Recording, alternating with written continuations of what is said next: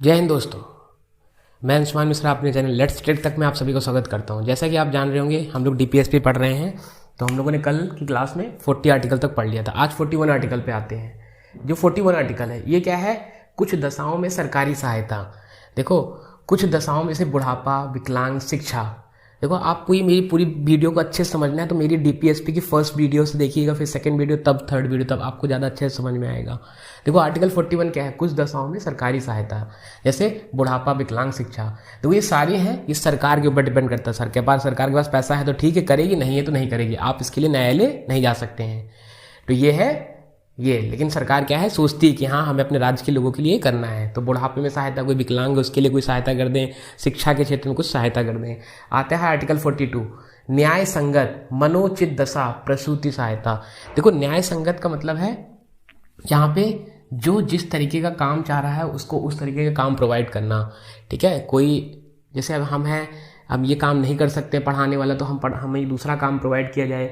हम खेलने वाला काम कर सकते हैं तो हमें खेलने वाला काम प्रोवाइड किया जाए। मतलब जो जिस तरह से एबल है उस तरह से। मनोचित दशा, देखो इसके बारे में पहले मैं आपको बात बताऊंगा, पहले ही बताता हूँ। प्रसूति सहायता, प्रसूति क्या होती है? Maternity leave, maternity help, maternity help. Maternity help क्या होती है? मैटरनिटी हेल्प ये होती है जैसे कि कोई प्रेग्नेंट लेडीज़ है तो वो अगर कोई जॉब में कर रही है तो उसकी जो प्रेगनेंसी की, जब उसकी जैसे डिलीवरी की डेट होगी, उस डिलीवरी से 3 मंथ पहले और 3 मंथ बाद तक उसको लीव दी जाएगी। मतलब 6 मंथ की। ठीक है, 6 मंथ की लीव प्रोवाइड की जाएगी। 6 मंथ की लीव प्रोवाइड की जाएगी। ये 6 मंथ की लीव प्रोवाइड की जाएगी उसको, जो इनको है। देखो, इनको ये लीव प्रोवाइड की जाएगी।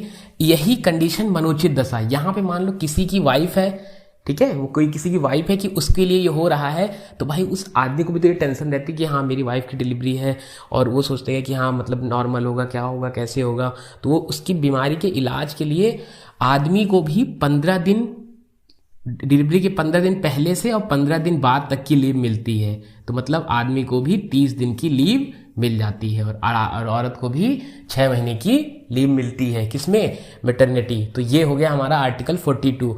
इसमें बहुत सारी लीव भी प्रोवाइड की गई हैं, जैसे कि केरला गवर्नमेंट ने एक लीव और प्रोवाइड की है। वो लीव है मेंस्ट्रुएशन लीव। मेंस्ट्रुएशन लीव है, केरला में स्टार्ट किया गया। अभी केरला ही फर्स्ट राज्य है जो इस लीव को प्रोवाइड करता है। उसमें क्या है, मंथ में 3 दिन लड़कियों को, क्योंकि वो उनकी खुद ऐसी नेचुरल प्रॉब्लम है।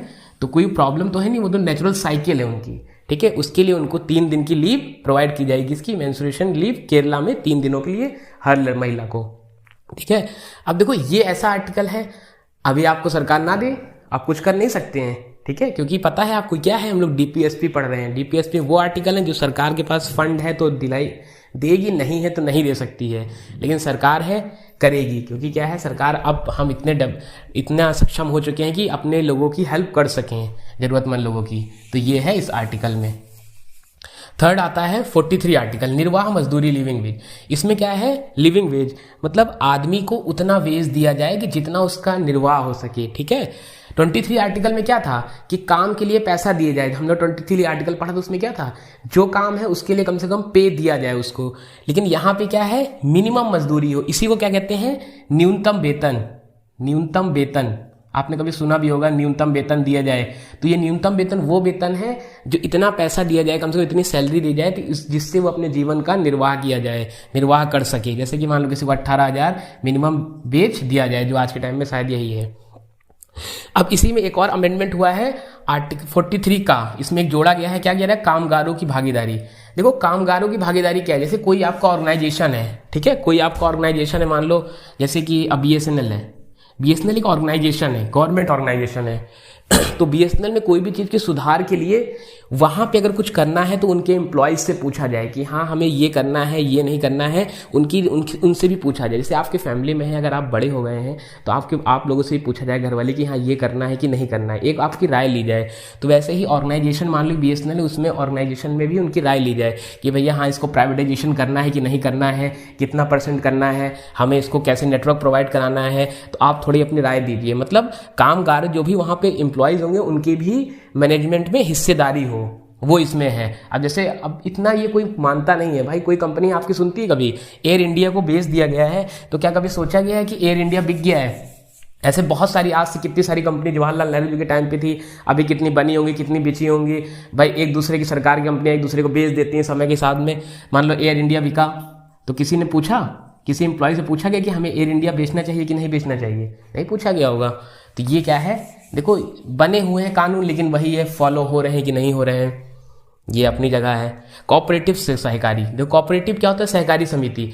ये कुछ ऐसी समितियां होती हैं जो कुछ लोगों के द्वारा चलाई जाती हैं। जैसे गांव के लोग हैं, कुछ गांव वाले मिल के उस समिति को चलाते हैं, बनाते हैं। जैसे कि अमूल दूध आपने सुना होगा, बहुत फेमस है ये, ठीक है, अमूल मिल्क। और एक है सुधा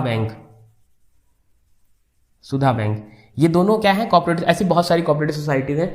इसमें क्या रहता है, जो लोग चला रहे हैं वो इसको, उसमें उनके से कोई गांव के आप 20 लोग मिलकर बना रखे हैं, वो इसको चलाते हैं। इसमें सरकार की हिस्सेदारी होती है, लेकिन पूरा देख रेख, पूरा कैसे मैनेजमेंट करना है, पूरा वो उस समिति के लोग ही करते हैं इसमें। तो ये है हमारा आर्टिकल 43 का। अब समान सिविल संहिता, यूनिफॉर्म सिविल कोड। देखो यूनिफॉर्म सिविल कोड में क्या क्या हमें? तलाक, विवाह, वसीयत, और चौथा है, और वह तलाक हो गया, ये हो गया, और ये गोद लेना। तो ये सारी चीजें क्या है? यूनिफॉर्म सिविल कोड आर्टिकल 44 में आती हैं। देखो इसमें क्या कहा गया है, इन सब के लिए सिविल कोड बना होगी। तलाक, अब किसी को तलाक, भाई शादी हुई तो तलाक तो होना ही होना है, तो क्या अब जरूरी नहीं कि हो जाए, लेकिन हाँ तलाक हो सकता है, तो उसके लिए भी एक सिविल कोड बना हुआ है, वो इसमें इस आर्टिकल में। विवाह इस आर्टिकल के अकॉर्डिंग, वसीयत, देखो, और ये है ये सारे इतने काम होता है। गोद लेना, देखो गोद लेने की एक कंडीशन होती है, हर कोई आदमी गोद नहीं ले सकता है। गोद लेने की एक कंडीशन हो सकती है, आप अपने से 21 साल छोटे लोगों को गोद ले सकते हैं, ठीक है। जैसे आज मेरी अगर मान लो 24 साल है, तो मैं आज अपने से छोटे 21 साल, मतलब मैं 3 साल के बच्चे को गोद ले सकता हूँ। तो ये होता है, अपने से 21 साल छोटे बच्चे को ही गोद आप ले सकते हैं, ये नियम है। किसी को भी आप गोद नहीं ले सकते कि 20 साल के लड़के को गोद ले लो, 20 साल के लड़के को गोद ले लो। तो मिनिमम क्या है, आपसे 21 साल छोटा हो उसको ही आप गोद ले सकते हैं। तो ये हमारी आज की क्लास थी, जिसमें हम लोगों ने आर्टिकल 41 से लेकर 44 तक के बारे में पढ़े हैं। आर्टिकल 46 से लेकर 51 तक की क्लास में हम लोग नेक्स्ट क्लास में पढ़ेंगे। आपको मेरी क्लास कैसी लगी प्लीज कमेंट बॉक्स में जरूर बताइएगा। Please subscribe my channel, let's trick तक एंड शेयर इट। जय भारत, जय हिंद।